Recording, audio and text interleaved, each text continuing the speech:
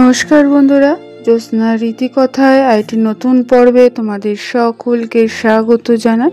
বন্ধুরা, 2025 সালে মাঘ মাসটা অত্যন্ত শুভ, কারণ 144 বছর পরে এই মাঘ মাসে শুভ তিথি এসেছে।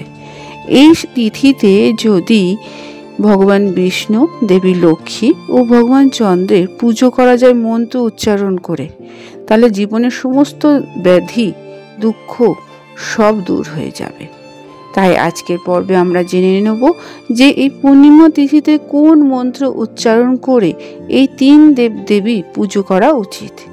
যদি ভালো লাগে তাহলে অবশ্যই শেয়ার করে দেবে, লাইক করে দেবে, আর পাশে বেল আইকনটিকে প্রেস করে রাখবে যাতে পরবর্তী ভিডিও নোটিফিকেশন সবার আগে তোমাদের কাছে পৌঁছে যেতে পারে।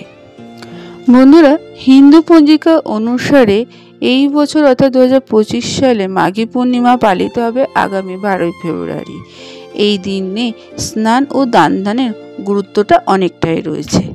এই দিনে লক্ষ্মীনারায়ণ ও চন্দ্রদেবের পুজোও করা হয়ে থাকে। এর সাথে সাথে পূর্বপুরুষদের আত্মার শান্তির জন্য নানা রকম ক্রিয়াকলাপও করা হয়। তাই এই দিনে জীবনের সমস্ত সমস্যা, দুঃখ, কষ্ট দূর করার জন্য লক্ষ্মীনারায়ণের অনেক বিশেষ মন্ত্র জপ করা উচিত। তার সাথে সাথে চন্দ্রদেবেরও মন্ত্র জপ করা উচিত। তাহলে জেনে নিই যে কোন মন্ত্র উচ্চারণ করে আমরা পুজো করব। ভগবান বিষ্ণুর মন্ত্র যে মন্ত্রগুলো উচ্চারণ করব সেগুলি হলো ওম নমো নারায়ণ নমঃ, ওম নমো ভগবতে বাসুদেবায় নমঃ, শ্রীকৃষ্ণ গোবিন্দ হরে মুরারি, হে ভগবান নারায়ণ বাসুদেব, ওম বিষ্ণুবে নমঃ, ওং হুং বিষ্ণুবে নমঃ। এই 5টা মন্ত্র উচ্চারণ করব বিষ্ণু দেবতা পুজো করার সময়। এরপরে জানবো দেবী লক্ষ্মীর মন্ত্রগুলি কি কি। ওম হ্রিম শ্রীম লক্ষ্মীভায় নমঃ, ওম শ্রীম হ্রিম কমলে কমলালে প্রসিদ প্রসিদ, ওম শ্রীম হ্রিম শ্রীম মহালক্ষ্মী নমঃ, ওম শ্রীম হ্রিম ক্লিম শ্লীম সিদ্ধ লক্ষ্যায় নমঃ, লক্ষ্মীনারায়ণ নমঃ। এই মন্ত্রগুলি উচ্চারণ করে দেবী লক্ষ্মীর পুজো করব এবং জপও করব।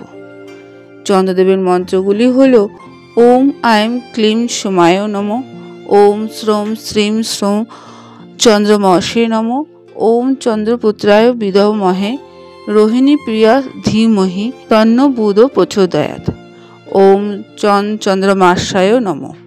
এই মন্ত্রগুলি উচ্চারণ করে চন্দ্রদেবের পুজো করব এবং জপও করব। আজকের পর্বটি এখানে আমি শেষ করলাম। এতক্ষণ আমার চ্যানেলটির পাশে থাকার জন্য এবং ভিডিওটি দেখার জন্য তোমাদেরকে অসংখ্য ধন্যবাদ।